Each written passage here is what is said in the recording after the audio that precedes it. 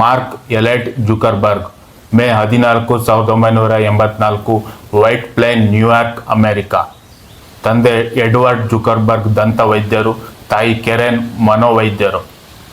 ಬಾಲ್ಯದಿಂದಲೇ ಅವರಿಗೆ ಕಂಪ್ಯೂಟರ್ ಮತ್ತು ಪ್ರೋಗ್ರಾಮಿಂಗ್ ಬಗ್ಗೆ ಅಪಾರ ಆಸಕ್ತಿ ಇತ್ತು. ಅವರು ಚಿಕ್ಕ ವಯಸ್ಸಿನಲ್ಲಿಯೇ ಸರಳ ಆಟಗಳು ಮತ್ತು ಸಾಫ್ಟ್ವೇರ್ಗಳನ್ನು ನಿರ್ಮಿಸುತ್ತಿದ್ದರು. ಹಾರ್ವರ್ಡ್ ಮತ್ತು ಫೇಸ್ಬುಕ್ ಹುಟ್ಟು 2002ರಲ್ಲಿ ಅವರು ಹಾರ್ವರ್ಡ್ ವಿಶ್ವವಿದ್ಯಾಲಯಕ್ಕೆ ಕಂಪ್ಯೂಟರ್ ಸೈನ್ಸ್ ಮತ್ತು ಸೈಕಾಲಜಿ ಕಲಿಯಲು ಸೇರಿದರು.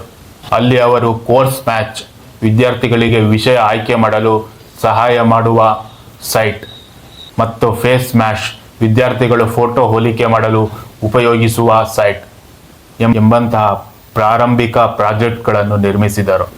ಫೆಬ್ರವರಿ 4, 2004ರಂದು ಅವರು ದ ಫೇಸ್ಬುಕ್ ಅನ್ನು ಬಿಡುಗಡೆ ಮಾಡಿದರು. ಇದು ಮೊದಲಿಗೆ ಹಾರ್ವರ್ಡ್ ವಿದ್ಯಾರ್ಥಿಗಳಿಗಷ್ಟೇ ಲಭ್ಯವಿತ್ತು. ನಂತರ ಅದು ಇತರ ಕಾಲೇಜುಗಳಿಗೆ ಮತ್ತು ಅಮೆರಿಕಾದ್ಯಂತ ವ್ಯಾಪಕವಾಗಿ ಹರಡಿತು. ಫೇಸ್ಬುಕ್ ಬೆಳವಣಿಗೆ 2004ರಲ್ಲಿ ಜುಕರ್ಬರ್ಗ್ ಹಾರ್ವರ್ಡ್ ಬಿಟ್ಟರು ಮತ್ತು ಕ್ಯಾಲಿಫೋರ್ನಿಯಾದ ಪ್ಯಾಲೋ ಆಲ್ಟೋಗೆ ತೆರಳಿ ಫೇಸ್ಬುಕ್ನಲ್ಲಿ ಪೂರ್ಣಕಾಲಿಕ ಕೆಲಸ ಮಾಡಲು ಪ್ರಾರಂಭಿಸಿದರು. ಹೂಡಿಕೆದಾರ ಪೀಟರ್ ಥೀಲ್ ಅವರು $5,000 ಹೂಡಿಕೆ ಮಾಡಿದರು. 2006ರಲ್ಲಿ ಫೇಸ್ಬುಕ್ ಎಲ್ಲರಿಗೂ 13 ವರ್ಷ ಮೇಲ್ಪಟ್ಟವರಿಗೆ ತೆರೆಯಲಾಯಿತು ಮತ್ತು ಅದು ಶೀಘ್ರವಾಗಿ ಜಾಗತಿಕ ಯಶಸ್ಸು ಕಂಡಿತು. News feed 2006, like button 2009, messenger 2011.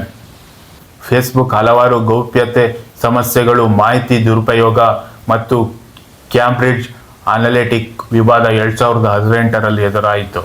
Zuckerberg ಅಮೆರಿಕದ ಸಂಸತ್ತಿನ ಮುಂದೆ ಬಳಕೆದಾರರ ಡೇಟಾ ಮತ್ತು ವಿಷಯ ನಿಯಂತ್ರಣ ಕುರಿತು ಸಾಕ್ಷ್ಯ ನೀಡಬೇಕಾಯಿತು.